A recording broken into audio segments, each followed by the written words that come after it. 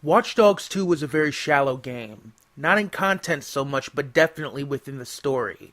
Since I haven't seen it anywhere else, and there are rumors swirling about a third Watch Dogs game making an appearance at E3 in 2018, I thought I would create a video about the last.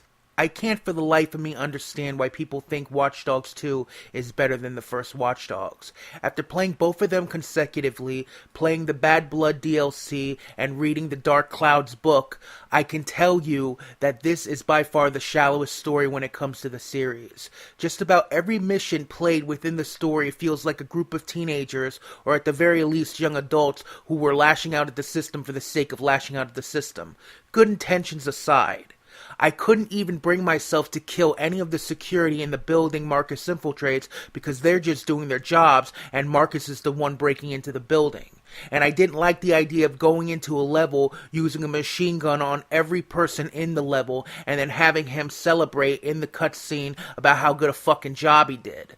That goes into a bigger problem, not only with this game, but other games, particularly Ubisoft games and gamers in general, as to why they like arrogant jerks as protagonists, as opposed to a protagonist who is stoic and do the same deeds for far more honorable purposes, which I'll be making a separate video about at a later date.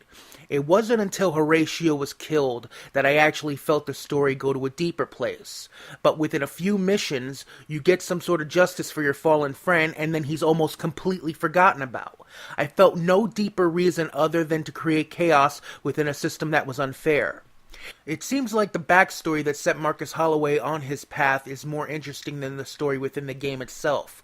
According to the wiki, and according to the story within the game, he's accused of a high-tech burglary he didn't commit, but that was before the game. Aiden Pierce's story was a story of failure. The Murloc job, his niece's death, and the fracturing of his family. Redemption, and finding a new path for his skills and techniques, becoming the vigilante known as the Fox, and solving the mystery as to why he and his family were targeted. There was so much written into that story, and the ending was phenomenal. You fight your way to Lucky Quinn only to realize he's behind the bulletproof glass in a panic room, and you stop his heart by shutting down his pacemaker. Then, you navigate through a Chicago in full self-destruct mode, all to find Damian Brinks and have a Mexican standoff between Aiden, Damian, and Jordy Chin, who would have made a much better protagonist in a sequel than Marcus Holloway. How does Watch Dogs 2 end? Spoilers if you didn't already know. You go into a Bloom facility, you hack it. You come out, and the bad guy just gets arrested by the police after Marcus and Raymond Kinney mock him. The police run by somebody who was public enemy number one mere hours before to arrest the antagonist. An antagonist who turned out to be nothing more than a yuppie douchebag tech mogul, who was by no means better than any of the antagonists in the first Watch Dogs. Not Lucky Quinn, not Damian Brinks, and certainly not Iraq. While the DedSec hackers' motivations were good, their presence within the story makes it that much more hollow. The DedSec backup you had in the first Watch Dogs game was Claire Leal, and hers is a story of redemption as well. She was the one who tracked Aiden Pierce and Damian Brinks after the Murloc job, and by doing so made him and his family a target.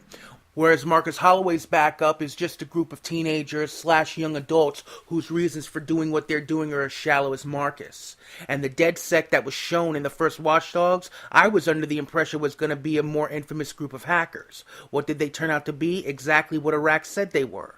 A bunch of one-percenters. At least the girl was. I never got the feeling that any of his crew ever tasted true desperation. The story is especially shallow when you try to sum up both games side by side in one sentence. Aiden Pierce was on a mission to find out who targeted and killed his family. Marcus Holloway was on a mission to gather followers. There have been some rumors that Watch Dogs 3 will be unveiled at E3 in 2018. The next Watch Dogs I hope doesn't play to young adults as much. It's a trend that has been blatant. It was in this game and in the 3 Assassin's Creed Last Descendant novels that was released over the last few years. They're not interesting and they never will be.